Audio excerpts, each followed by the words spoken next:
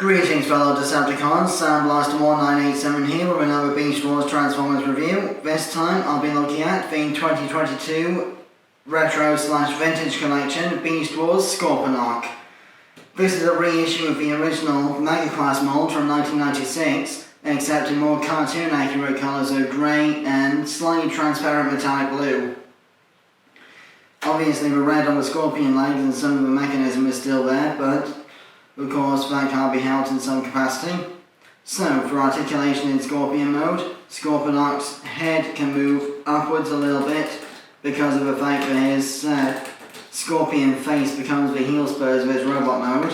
And also, independent of that, the mandibles can move downwards, but again that's because the mandibles become the robot toes. Then, because the claws become the robot arms, there's a rotation this way and that way on the shoulder joints, a rotation just above the elbow and below the elbow of the claw itself, and a 90-degree hinge at the elbow, plus the, didn't mean to do that, the right scorpion claw opens up at both ends, the thumb part of the claw is slightly ratcheted almost, and the larger part of the claw, when open too far, as you've already witnessed, actually hits the spring-loaded missile triggers inside. I was trying to save that for later on, but I've accidentally shot my camera operator now, so I'm just going to have to roll with it. The scorpion legs are unified so they don't get damaged so easily, but they are hinged so that they can move to the side of their robot mode back for transformation out of the way. There's no claw articulation on the left claw because inside is the spring-loaded Cyber Bee drone which pops open like so when you deploy it. As you can see, this is the Cyber Bee that Scorponok used once or twice in the cartoon to spy on the maximal base.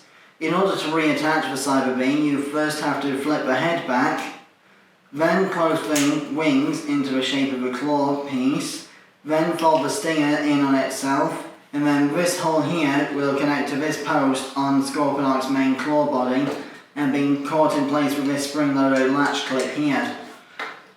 Because the claws are made of semi-translucent metallic blue-grey plastic, the original Scorponok mold was somewhat prone to damage on this latch because of the clear plastic not handling stress over time. So I would recommend not using the Cyber Bee too often in case the springs wear down. Mind you, having said that, for safety reasons, the more recent Beast Wars reissue toys have had their springs weakened somewhat, especially Cybershark with a number of spring-loaded gimmicks he's got. I'll be reviewing him later in the month, so bear with me on that one. Finally, for gimmicks in this mode, and articulation as well to an extent, there's a rotation and a slight hinge on the back of the stinger. And this transformation joint can also be used to hinge the stinger forward to lash it out for transformation and for attack mode. Plus this lever on the back here can use sort of like a prototype of a Dark of the Moon MacTech spring-loaded gimmick weapons to lash the stinger forward. So, for size comparison in Scorpion mode, here we have Scorponok next to his successor, Quickstrike, who is only a basic class figure and a fusor. But as you can see, there they are together in their Scorpion modes.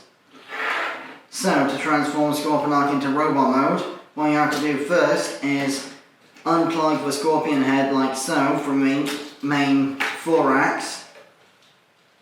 Then bring the legs out to the sides like so. Then flip the waistline 180 degrees. Rotate the robot legs into position. Then bring the robot head up from the base of the stinger like so. Multiple hinges on that particular mechanism. Then plug this post here into the middle port inside the thorax of the Scorpion mode to have the robot head in the right place. Then rotate the stinger 180 degrees and use this hinge at the base of the stinger to hoist it forward above his head like so. Then fold the Scorpion legs to the sides to streamline them out the way. Rotate the Scorpion claw shoulders like so. Kind of wish the screw holes were on the opposite side, but you know, it is what it is. Then make sure that the elbows and the claws themselves are pointing the right way. Then finally what you want to do is flip up the robot feet and heel spurs like so. Then, as you can see here, Scorponok's got his mutant head on, but this unhinges much like the shape of the train door's head on the Tokyo Megazord to reveal his more screen accurate face, which for some reason appears to be sculpted in a pretty much permanent scream of anger or battle cry type of pose, with a mouth open and teeth and tongue visible. Not painted, but visible. The Mutant Head was also a, swappable accessory for the Legacy Sandstorm and Buzzworthy Bumblebee Toy Deco Accurate Scorponok repaints of the Kingdom update mould, which I deliberately skipped getting in favour of this one. So, as you can see, Scorponok is pretty well balanced in proportion and design in this mode.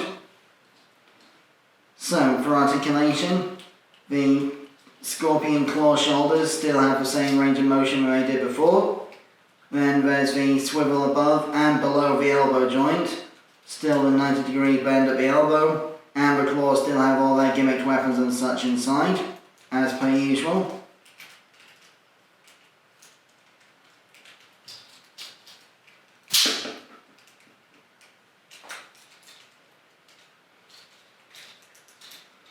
Then the hips are on a ball joint with a little bit of looseness on my copy, but they are pretty, expressive in the range of motion they can afford.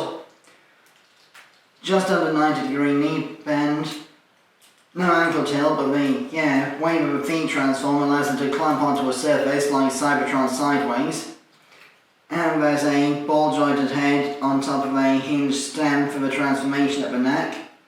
So he's got plenty of range of motion in the head as well, even when he's in Mutant Head mode.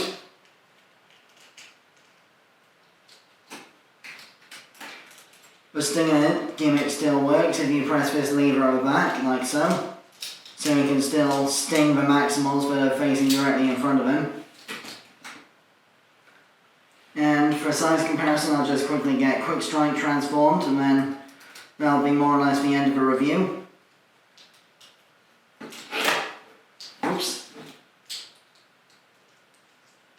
I normally jump cut this, but since Quickstrike's only a basic class, it's not going to take long.